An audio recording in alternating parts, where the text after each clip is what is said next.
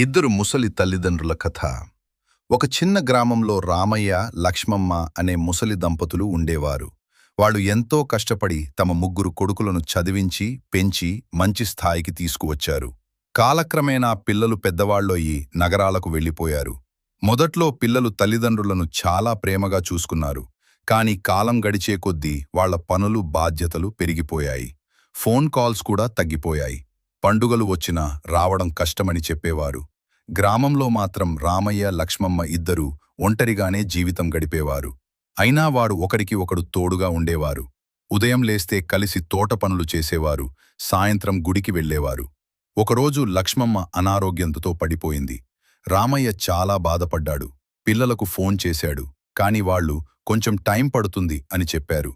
రామయ్య ఒంటరిగా తన భార్యను చూసుకుంటూ ఉండిపోయాడు.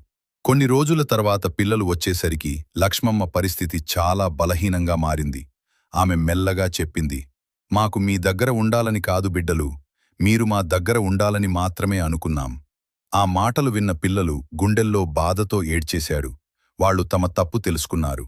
వెంటనే తల్లిదండ్రులను తమతో పాటు తీసుకెళ్లాలని నిర్ణయించుకున్నారు.